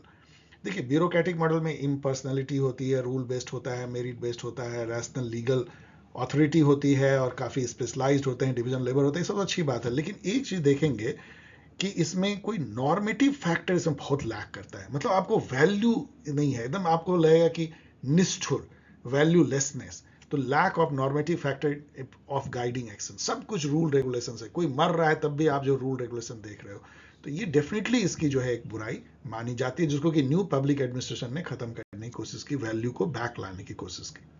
Next question देखिए, Henri Fayol's general theory of administration, जो उन्होंने 14 पॉइंट प्रिंसिपल दिया था, वो एप्लीकेबल किस लेवल पे है? पॉलिसी मैनेजमेंट लेवल पे, टॉप मैनेजमेंट लेवल, मिडिल या वर्कशॉप लेवल पे? ये क्वेश्चन खासा आपको ट्रबल कर सकता है, और बहुत जगह जो है बहुत आपको मिलेगा भी नहीं, लेकिन जो जो जनरल जो अवेलेबल इंफॉर्मेशन है उससे ये टॉप मैनेजमेंट लेवल के लिए ज़्यादा एप्लीकेबल था। तो इसको आप एक तरीके से यदि आप अभी रट लेते हैं तो आगे आपको यूज हो सकता है यदि सेम क्वेश्चन पूछा जाए तो। Which of the following are the anti goals of new public administration? यहाँ लैंग्वेज प्ले इन्होंने क्या, एंटी गोल्स मतलब जो नहीं थे गोल। तो यदि आप देखिएगा तो ये एंटी पॉजिटिविस्ट था, एंटी टेक्निकल था, एंटी हिरार्किकल था, लेकिन एंटी वैल्यू नहीं था, वैल्यू पॉजिटिव था, वैल्यू नॉर्म्स, एक तरह का वैल्यू लोडेडनेस था इसमें ज़्यादा था, public spiritedness, social equity, change management, ये सब इसमें थी। तो इसलिए एंटी वैल्यू तो नहीं हो सकता। तो डी को यदि आप निकाल देते हैं तो डी डी डी तो एक ही बच जाता है, ABC। तो खासा आसान है इसको क्रैक करना, ये सब इजी लेवल क्वेश्चन कहलाएंगे। हर्बर्ट साइमन जो है वो प्रोग्राम नॉन प्रोग्राम डिसीजन की बात करते हैं। आपने दिन का डिसीजन मेकिंग थ्योरी पढ़ा हो तो ए के 2 से ही जो है आप 50-50 गेम खेल लेते हैं। एक आपको केवल चाहिए, मैरी पार्कर फोलेट ने कंस्ट्रक्टिव कॉन्फ्लिक्ट की बात की थी, तो कितने जगह मैंने लिखा है, तो डी का 4, और डी का 4 से ये क्रैक हो जाता है। ये जो है ये भी बहुत अच्छा पैराग्राफ है, पब्लिक पॉलिसी इन इंडिया पे है कि कैसे जो है, और ये गवर्नेंस और गवर्नमेंट के बीच के डिफरेंस को भी बताता है। कुछ जो पॉइंट जिसमें कि क्वेश्चन बन रहे हैं वो ये है कि अब आज के समय में पब्लिक पॉलिसी बहुत बदल रहा है, क्योंकि एक रिसर्च और पॉलिसी का जो है नाता जो है बढ़ते जा रहा है, कि रिसर्च बेस्ड पॉलिसी होना चाहिए। इसके अलावा पब्लिक पॉलिसी जो है पढ़ाना चाहिए एग्जीक्यूटिव को, पब्लिक एडमिनिस्ट्रेटर को, क्योंकि उससे प्रोफेशनलाइज होता है ब्यूरोक्रेसी। एक बात ये भी है कि गवर्नेंस क्या है, ये कई जगह आता है। Governance refer to all manners of exercising control and authority in the allocation of resources. मैंने कई बार आपको पढ़ा है, गवर्नेंस जो है यही है कि अपने कंट्री के रिसोर्सेज को किस तरीके से आप बेस्ट जो है यूटिलाइज कर सकते हैं, बंटवारा कर सकते हैं, कैसे आप इसके लिए निर्णय ले सकते हैं मिलजुल करके। उसमें गवर्नमेंट भी आती है, civil society, market, opinion leader, media, मतलब सबका सम्मिलित प्रयास से आप अपने रिसोर्सेज को या इकोनॉमी को बेस्ट जो है मैनेज करते हैं, डिसीजन लेते हैं, इंप्लीमेंट करते हैं। This is governance, it is different from government. इसके अलावा जो है however the extent to which they have improved the control of resources is a question of efforts changing control relation between the states। आगे देखेंगे हम लोग। ये सब जो लाइन है उसको पढ़ लीजिएगा, इससे सबसे क्वेश्चन है the gap between governance and government has widened, यहाँ पे दिया हुआ है डायरेक्ट। ये गैप बढ़ी है कि बहुत अब ज़्यादा एक्टर जो हैं वो एलोकेशन ऑफ रिसोर्सेज और डिसीजन मेकिंग में आ गए हैं गवर्नमेंट के साथ, इसलिए government has not remain same age governance. Which of the following is not correct regarding governance, exercise of control authority है, absence of relation between states and society, absence नहीं है, ये है allocation of resource है, issue of access to resource of people है, तो ये गलत हो जाएगा।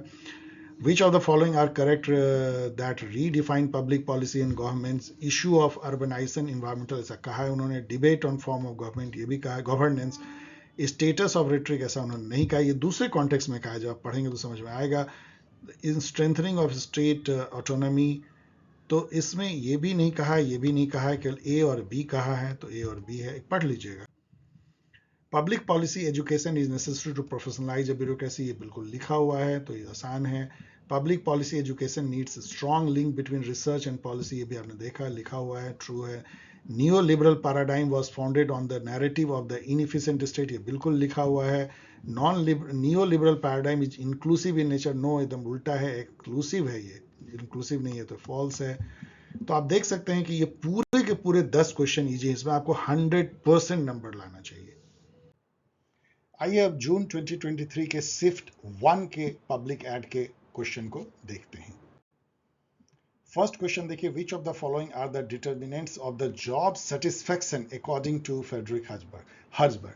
आपको पता है कि फ्रेडरिक हर्जबर्ग ने 2 फैक्टर थ्योरी या हाइजीन मोटिवेशन थ्योरी दिया था, जिसमें उन्होंने जो मोटिवेशनल फैक्टर वर्क प्लेस पे होते हैं उसको 2 पार्ट में बांटा था। एक उन्होंने कहा था कि हाइजीन फैक्टर होते हैं, जो कि यदि आप उसको नहीं देंगे तो परफॉर्मेंस डाउन होगा, लेकिन यदि देंगे तो बस जहां मैक्सिमम एक लिमिट जो ऑप्टिमम वहां पहुंच के रुक जाएगा।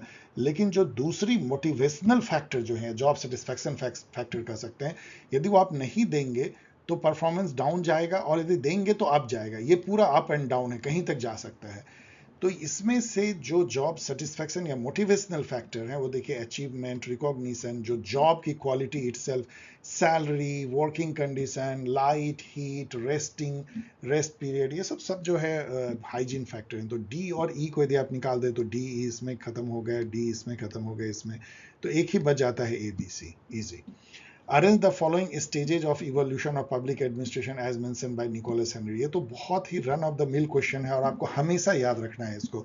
जो 5 स्टेज हैं, इसमें जो सबसे अंत में कौन होगा, public administration as public administration, मतलब सेल्फ स्टैंडिंग। यहाँ पे वो अपनी आइडेंटिटी को प्राप्त कर लेता है 1970 के बाद। तो सी जो है वो सबसे लास्ट में होगा, और एक ही है जिसमें कि सी सबसे लास्ट में है, इसका मतलब A B E D C, सीधा क्रैक। तो फर्स्ट है पब्लिक एडमिनिस्ट्रेशन डाइकोटमी, जिससे इसकी शुरुआत होती है। फिर यह प्रिंसिपल्स ऑफ एडमिनिस्ट्रेशन, जिसमें Taylor, Weber, Gulick, Urwick, Fayol सब आते हैं, विलक and all, L D White. And फिर जो है आ जाता है ई, public administration as part of political science, झूलता रहता है अपने आइडेंटिटी के लिए। Public administration as administrative science, झूलता रहता है आइडेंटिटी के लिए। And then finally public administration as public administration. Easy. Which of the following statement is incorrect regarding new public management? ये सब बहुत आसान क्वेश्चन है, ये सब पढ़ लीजिएगा, मैं टाइम बचा रहा हूँ। NPM have attributes like raw bureaucratic power, no. Internalization and concentration, no. ये डिसेंट्रलाइजेशन था, कंसंट्रेशन जैसे ही आया इसका मतलब एनपीएम नहीं है, तो ये आपका खत्म हो जाएगा। बाकी तीनों बिल्कुल एनपीएम के हैं, मतलब फीचर्स आप पढ़ लीजिए। ये क्वेश्चन देखिए कितना आपको इंटेलिजेंटली आप इसको सॉर्ट आउट कर सकते हैं। Which of the following association और group has lashed out at Mayoism, मतलब एल्टन मायो की जो ह्यूमन रिलेशन थ्योरी थी, and branded the Hawthornian researchers as cow sociologist. अब आप सोचिए कि आपको पता है कि हॉथरेनियन प्लांट जो है यूएसए में थी, वेस्टर्न इलेक्ट्रिक की थी, शिकागो के पास में थी। तो इसको जो भी बुराई करेगा वो यूएसए के ही कोई ग्रुप करेगी ना, यूके, फ्रांस, जर्मनी का क्यों करेगा, आप गेस कर सकते हैं। और एक ही यूएसए का है, तो ये क्वेश्चन इसलिए आसान बन जाता है। अब ये जो क्वेश्चन नंबर 33 है, ये बहुत ही घिसा पिटा क्वेश्चन है, जिसमें कि जो हॉथरेनियन एक्सपेरिमेंट, जो बैंक वायरिंग एक्सपेरिमेंट हुई थी इल्टन मायो के सुपरविजन में, उसमें ग्रुप डायनेमिक्स को ऑब्जर्व करते हुए एल्टन मायो ने कुछ टर्म दिया था जो बहुत पॉपुलर हो गए हैं सेटर के लिए, रेट बस्टर, चीजलर, स्क्विलर। स्क्विलर मतलब चुगलखोर होता है, चीजलर मतलब जो कामचोर होता है, रेट बस्टर जो कि ग्रुप के नॉर्म को तोड़ करके अधिक काम करता है। तो ए जो है one who does too much of work, B हो जाएगा one who does too little of work as per the group norm, and squealer जो चुगली करता है one who complains about colleague. तो ए बी सी पूरा मैच्ड है। तो किसमें ए का 1, बी का 2 और सी का 3 है? एक ही में है और वही है, तो सीधा। और इसका मतलब कि an inspector who examine social maintain social distance और एक्ट ऑफिशियली, तो सीधा उसे मैच कर सकते हैं, जानने की जरूरत भी नहीं है, इजी। नेक्स्ट देखिए theory Y and theory X पे है डगलस मैकग्रेगर का। बेसिकली वो ये कहते हैं कि थ्योरी वाई ये कहता है कि पीपल जो है ऑर्गेनाइजेशन में जनरली सेल्फ मोटिवेटेड होते हैं, वो काम करना चाहते हैं, यदि उनको सही इन्वायरमेंट मिले तो उनको ज़्यादा आपको गाइड करने की जरूरत नहीं है, वो खुद सेल्फ मोटिवेटेड, सेल्फ डायरेक्टेड है। थ्योरी एक्स जो है वो कहता है लेकिन there are another kind of person in organisation जो कि स्वभाव से ही लेजी होते हैं, वो खुद मोटिवेटेड नहीं होते हैं, और उनको जब तक क्लोज सुपरविजन करके क्लोज मॉनिटर कंट्रोल ना करें वो जॉब नहीं करेंगे। तो आपको मैनेजमेंट का काम है पहले कि ह्यूमन बिहेवियर को समझना और उसको मैनेजमेंट प्रैक्टिस से इंटीग्रेट करना, और उसी के अनुसार से उन पर मैनेजमेंट के जो रूल हैं या मैनेजमेंट के जो ऑब्जर्वेशन हैं या कंट्रोल हैं उसको लागू करना। मतलब आप यदि सबको एक छड़ी से हाँकेंगे तो वो सही नहीं होगा। तो फर्स्ट स्टेटमेंट देखिए, the assumption of theory Y is that integration of behaviour is the key process in management. ये बहुत ही वेग सेंटेंस है।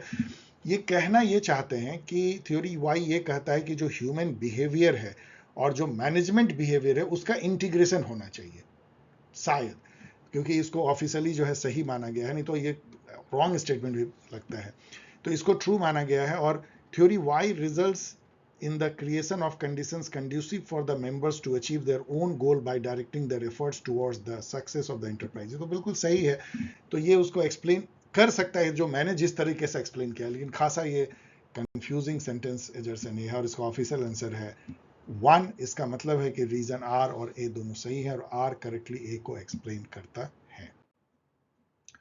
क्वेश्चन नंबर 57 देखिए, according to Chester Barnard in an organisation the accomplishment of a common purpose, क्योंकि organisation उनके अनुसार से यही है ही जहां पे कि लोग कोऑर्डिनेट करते हैं through communication for accomplishment of a common purpose through the persons contributing towards it can be achieved only through communication communication communication communication common purpose coordinated activity of 2 or more person for a accomplishment of common purpose through communication, Chester Bernard. Two important institutions that contributed significantly to the development of administrative theory and practice are church and military. Church से देखिए hierarchy जो term है वो church से लिया गया है। Church में जो हिरार्की होती थी, कमांड एंड कंट्रोल होता था ऊपर से लेकर नीचे, उससे जो है एडमिनिस्ट्रेशन ने ये टर्म लिया है। और ब्यूरोक्रेसी भी जो है वो फ्रेंच इकोसिस्टम में वो उपजा, और वहाँ पे जो चर्च में जो ब्यूरो होते थे, डेस्क, उससे लिया गया था। मिलिट्री से तो इतने सारे टर्म लिए गए हैं, जैसे mission mode, operation, line and staff agency, unity of command and all, ये सब जो है मिलिट्री से लिया गया। तो चर्च एंड मिलिट्री ऑर्गेनाइजेशन जो है उससे जब पब्लिक एडमिनिस्ट्रेशन बनी, जो कि बहुत बाद में बनी 1887 में, और चर्च मिलिट्री तो हजारों साल से या सैकड़ों साल से मिलिट्री और हजारों साल से चर्च, तो उससे इसने जो है काफ़ी टर्म लिए और काफ़ी चीज़ें ऑर्गेनाइजेशनल मैनेजमेंट की चर्च एंड मिलिट्री से लिया। According to Peter Drucker, which of the following are the sins, मतलब पाप हैं, which contribute to non-performance in any organization? तो डॉगमेटिज्म मतलब कि जिसको कहते हैं रूल ऑफ थंब, मतलब डॉगमेटिज्म मतलब कोई साइंस नहीं देखना, जो दिमाग में आया, जो आपको पहले से लोगों ने कहा है वैसे यदि आप बिहेव करते हो, वैसे मैनेजर है तो सिन है। हैविंग लॉफ्टी ऑब्जेक्टिव्स, कुछ ऐसा ऑब्जेक्टिव बना लीजिए गोल जो कभी पूरा ना हो सके। Attempts to do several thing, एक ही साथ कई चीजें जगलड़ी कीजिए, सब सिन है। लेस नंबर ऑफ एम्प्लॉय होना क्या कोई सिन है? बहुत सारे ऑर्गेनाइजेशन इफिशिएंट होते हैं लेस नंबर एम्प्लॉय होकर के। तो डी को आप हटा दीजिए, डी को तो केवल एक ही बच जाता है, ए बी सी। वैसे भी जो है एक ही इसमें से इनकरेक्ट लगता है, या दो अधिक से अधिक, इसलिए आप इसको गेस भी कर सकते हैं। Easy question.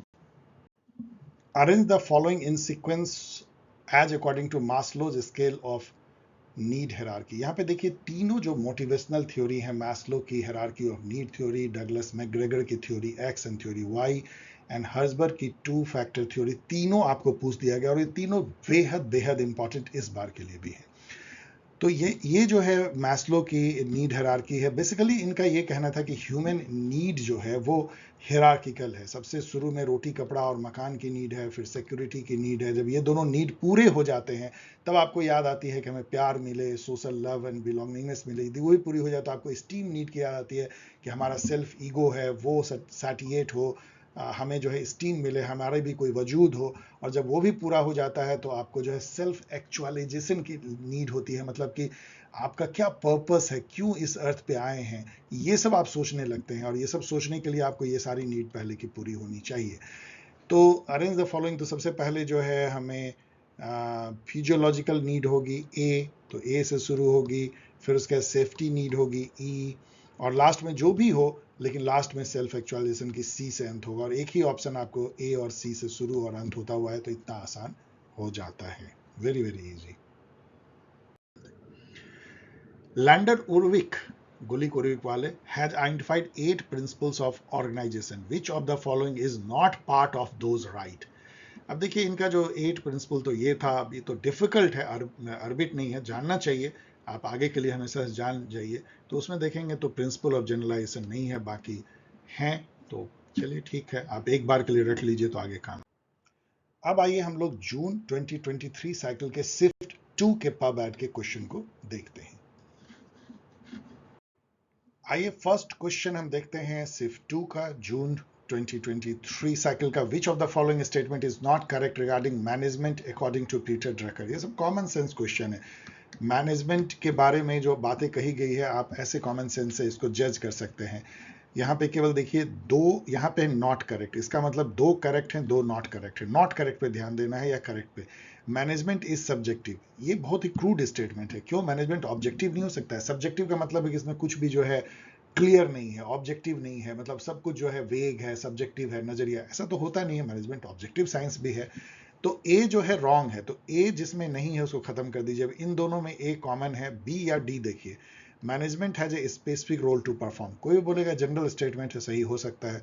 और डी है management approves the mechanistic model of organisational management. यहाँ पे इतना हार्ड है, क्यों केवल मैकेनिस्टिक? मैनेजमेंट में जो है बहुत सारे open model of organisational management है, बहुत ही इनोवेटिव मॉडल है, बहुत सारे मॉडल हैं। इट इज़ नॉट कि मैकेनिस्टिक मॉडल। मैकेनिस्टिक मॉडल उसमें कहते हैं जहाँ ऑर्गेनाइजेशन को एक मशीन की तरह देखा जाता है, क्लोज्ड ऑर्गेनाइजेशन, जो जैसे साइंटिफिक मैनेजमेंट थ्योरी देखता है।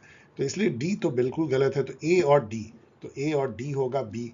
इसलिए सी इसका मतलब है कि सही है। Management is design for ordinary citizen too. Yes, management आपको पता है, ह्यूमन मैनेजमेंट, सिटी मैनेजमेंट, बहुत सारे मैनेजमेंट जो कॉमन मैन है उसको भी टच करते हैं। तो ए और डी इसमें से गलत है और बी और सी सही है। विच, कॉमन सेंस है, which period of evolution of public administration is referred at the exploratory period. ये भी कॉमन सेंस है। यदि आपको जो जो 5 स्टेजेस जो हैं निकोलस हेनरी ने जो दिया है, उसको आपको दिमाग में है, जो कि बेसिक है कि फर्स्ट जो पॉलिटिक्स एडमिनिस्ट्रेशन डाइकोटमी था, प्रिंसिपल ऑफ एडमिनिस्ट्रेशन आता है, फिर एरा ऑफ चैलेंज आता है, फिर उसका आइडेंटिटी क्राइसिस आती है, और पब्लिक पॉलिसी फेज या सेल्फ स्टैंडिंग फेज आता है, 5वां फेज। यदि आपको ये याद है तो एक्सप्लोरेटरी फेज कौन होगा? जहां पे कि शुरुआत होती है public administration as a discipline, Woodrow Wilson के आर्टिकल से, और ये एक्सप्लोर किया जाता है, कर रहा होता है डिसिप्लिन कि हम क्या हैं, हम कैसे इस्टेब्लिश करें कि हम एक इंडिपेंडेंट सब्जेक्ट डिसिप्लिन है। तो शुरू का जो पीरियड होगा वही हो सकता है 1887 टू 1910, जिसके बाद से principles of administration, scientific management शुरू हो जाता है।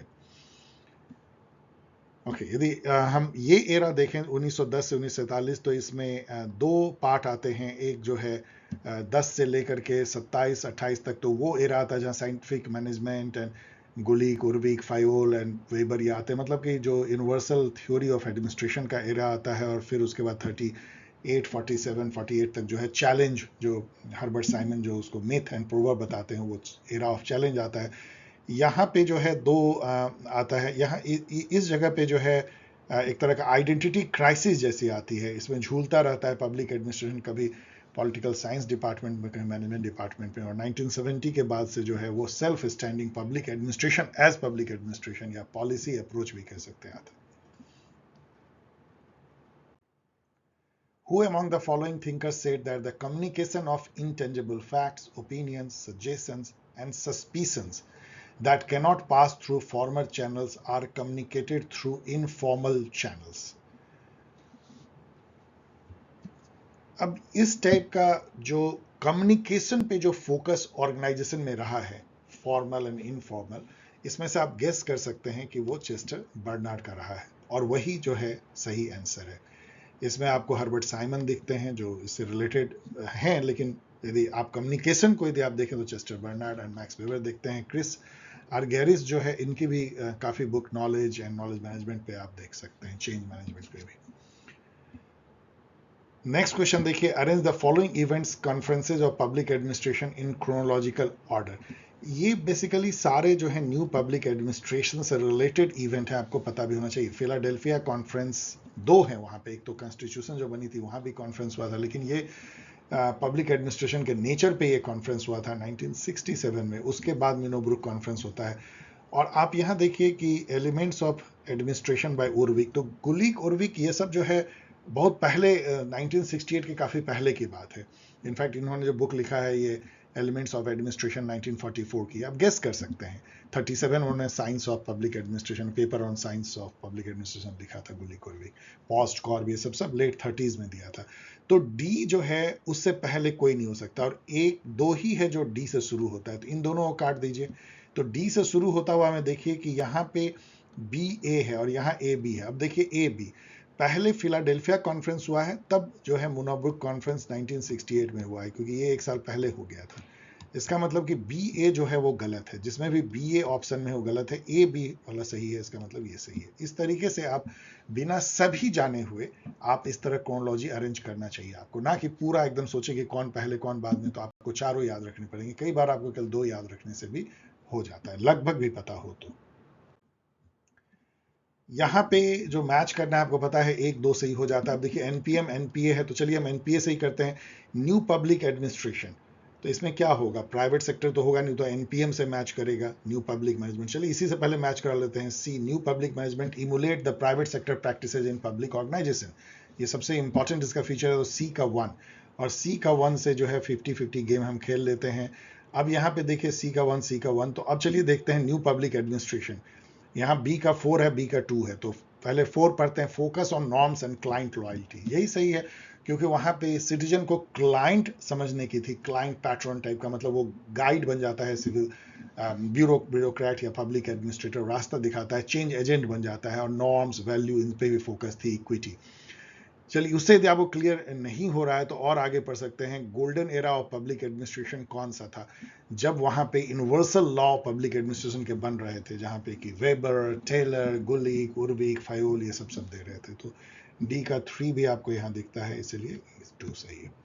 According to MP Follett, MP Follett जो है एक कड़ी मानी जाती है क्लासिकल जो एरा था टेलर, वेबर, गुलिक, उर्विक का, और जो नियो क्लासिकल एरा जो था उनके बीच में। नियो क्लासिकल मतलब बिहेवियरल रिवॉल्यूशन जब होती है, या ह्यूमन रिलेशन थ्योरी, उसके बीच की एक कड़ी मानी जाती है, जिन्होंने ये काफ़ी soft part of organisation, coordination, authority, communication, उसको, क्योंकि ये लेडी थी तो इन्होंने एक दूसरे नजरिए से जो है ऑर्गेनाइजेशन को देखने की कोशिश की। According to MP Follett, which of the following is not a principle of organization in achieving coordination? तो coordination पे इनका खासा थेसिस है, उसको आपको अच्छे से पढ़ लेना चाहिए। ये भी आप कॉमन सेंस से आप कर सकते हैं। coordination as the reciprocal relation of all factors in a situation, यही तो सर्कुलर रिस्पॉन्स की इनकी थ्योरी है। तो कोऑर्डिनेशन बाय इनडायरेक्ट कंट्रोल ऐसा कुछ नहीं उन्होंने कहा था। कोऑर्डिनेशन इन अर्ली स्टेजेस, शुरू में ही कोऑर्डिनेशन ऑर्गेनाइजेशन जब सेटअप होती है। Coordination as a continuing process, of course coordination कोई एक दिन का नहीं है, कंटिन्यू। तो इनडायरेक्ट कंट्रोल की बात ये करती ही नहीं थी। ये इंटीग्रेशन की बात, ना ये डोमिनेशन, ना ये सब्जुगेशन, ना ही कंप्रोमाइज, ये इंटीग्रेशन की बात करती थी, सर्कुलर कम्युनिकेशन की बात करती थी, जो इसमें पहले में है। तो इसलिए इनडायरेक्ट कंट्रोल को आप गेस करके हटा सकते हैं। Who among the following has written the book Public Policy Making Re-examined and Designed for Public Sciences? अब इजी क्वेश्चन हो सकता है, क्योंकि 2 बुक दे दिया गया है, तो आप गेस भी कर सकते हैं। और ये ऑफ कोर्स येज़ेकल ड्रॉर हैं, जो कि इजराइल के हैं। ये ईस्ट जेरूसलम में जो फेमस यूनिवर्सिटी है वहाँ पे ये प्रोफेसर थे, और इन्होंने पब्लिक पॉलिसी पे काफ़ी काम किया है, तो इनको जानना चाहिए। इसके अलावा थॉमस आर डाई की जो बहुत फेमस डेफिनेशन जो पब्लिक पॉलिसी की, पब्लिक पॉलिसी वो कुछ है जो कि गवर्नमेंट डिसाइड करती है एक्शन लेना या नहीं एक्शन लेना, whatever government decide to do और नॉट टू डू। तो इस टाइप की बातें जो है थॉमस आर डाई की है। तो अंडरस्टैंडिंग पब्लिक पॉलिसी उनकी बुक है। हैरोल्ड लैसवेल जो फादर ऑफ पॉलिसी साइंस कहलाते हैं, इनकी तो बहुत सारी बुक है, लेकिन ये बुक एक प्रीव्यू ऑफ पॉलिसी साइंस को याद रख सकते हैं। Given below two statement, one is लेवल assertion and other is reason R. और आपको पता है कि इसका कैसे ऑप्शन होता है, इसलिए मैंने ऑप्शन हटा दिया है। एजर्सन है, a prismatic society has heterogenous structure existing side by side which are diametrically opposite to each other. Yes, यही तो कहते हैं फ्रेडरिक्स की, मतलब यहाँ पे जो स्ट्रक्चर हैं वो बहुत ही एक तरह से हेट्रोजेनस है। स्ट्रक्चर मतलब क्या, social relation pattern, social relation जो एक पर्टिकुलर फंक्शन करता है, और उस तरह की बातें भी वो करते हैं। जैसे कि एक तरफ जो है आप देखेंगे कि दिल्ली में संसद चल रही है, जहाँ पे कि मॉडर्न वेस्टर्न मेथड से जो है लिबरल डेमोक्रेसी में डिसीजन लिए जा रहे हैं, और केवल 15-20 किलोमीटर दूर जो है खाप पंचायत जो है वो किसी गांव में, साउथ दिल्ली के किनारे में कोई गांव है, वहाँ पे पंचायत में जो है वो पुराने समय, हजारों साल पुराने परंपरा के अनुसार डिसीजन ली जा रही है। तो इस टाइप की चीज़ें जो है दिखती हैं प्रिज्मेटिक सोसाइटी में साइड बाय साइड। तो ये ट्रू है। रीजन है, the social change in prismatic society would be inconsistent, incomplete and unresponsive. इतना हार्ड क्रूड इस तरह का सेंटेंस जो है आउटलैंडिश से कभी सही नहीं होता है। क्यों इसमें इनकंसिस्टेंट होगा, क्यों इनकम्प्लीट होगा, क्यों अनरिस्पॉन्सिव होगा? तो इसको आपको फॉल्स कहना चाहिए, और ये जो हो जाएगा कि A is true but R is false. Who among the following thinkers propose the concept of mental revolution? Again जो है इस यहाँ पे साइंटिफिक मैनेजमेंट के फादर टेलर आते हैं, जिन्होंने मेंटल रिवॉल्यूशन दिया था। मतलब मेंटल रिवॉल्यूशन क्या था कि एक तरह का एक जो मेंटल बैरियर है मैनेजमेंट और लेबर के बीच का, जो डायकोटमी है या उसके जो बीच का जो सीलिंग है, उसको हटाना है और सबको मिल करके ऑर्गेनाइजेशन को इतना इफिशिएंट बना देना है कि उसकी कोई लिमिट ही नहीं है। मतलब यदि हम, मतलब एक तरह का एक पूरा मेंटल रिवॉल्यूशन था साइंटिफिक मैनेजमेंट थ्योरी उनके अनुसार से। प्रोडक्शन के लिए रिवॉल्यूशन, रिलेशन के लिए revolution, and relation between manager and work. Who among these are mean to serve the shop floor according to Frederick Laird? Frederick Laird पे इतने सारे क्वेश्चन हैं। इन्होंने जो है 4 प्लानिंग फोरमैन की बात की थी, 4 एग्जीक्यूशन या शॉप फ्लोर फोरमैन। तो आपको थोड़ा याद रखना पड़ेगा इस क्वेश्चन के लिए कि प्लानिंग में जो है root clerk, time and cost clerk, discipline clerk, instruction card clerk आते हैं, और जो एग्जीक्यूशन या जो इसको प्रोडक्शन आप कह सकते हैं या लाइन मैनेजमेंट में जो आते हैं, gang boss, speed boss, repair boss and inspector आते हैं। तो यहाँ पे आप देखेंगे तो टाइम एंड रूट को आपको अलग करना पड़ेगा जो प्लानिंग है, क्योंकि यहाँ पे शॉप फ्लोर पूछा जा रहा है। तो सी और डी जिसमें नहीं हो, तो इसमें सी डी है खत्म हो गया, इसमें डी है खत्म हो गया, इसमें सी है खत्म हो गया, तो ए बी ई ही केवल बच जाता है। इस तरीके से भी आप, लेकिन थोड़ा बहुत तो याद आपको ये रखना होगा। यहाँ पे ये भी ध्यान दीजिए कि चूंकि इन्होंने 2 टाइप के फॉरमैन की बात की थी, तो एक वर्कर जो है वो 2 फॉरमैन के कंट्रोल में आ जाता है। तो यहाँ यूनिटी ऑफ कमांड जो फैयोल का है वो टूट जाता है। इसका मतलब है कि यूनिटी ऑफ कमांड को टेलर नहीं मानते हैं, ये यहाँ पे ऑब्वियस भी है। ओके, अब जो है फाइनली हम लोग दिसंबर 2023, जो कि केवल एक शिफ्ट में होता है, जैसे इस बार हो रही है, इस बार तो खैर पूरे पेपर ही एक दिन हो रहे हैं, लेकिन दिसंबर 2023 के साइकिल में एक ही शिफ्ट में एग्जाम होता है, उसके पेपर, उसके क्वेश्चन हम देखते हैं। फर्स्ट क्वेश्चन देखिए, the paper entitled the study of administration published in political science quarterly in 1887 was written by. अब इससे आसान क्वेश्चन आपको लड्डू क्वेश्चन नहीं मिल सकता है यदि आप यूजीसी नेट दे रहे हैं तो। Woodrow Wilson.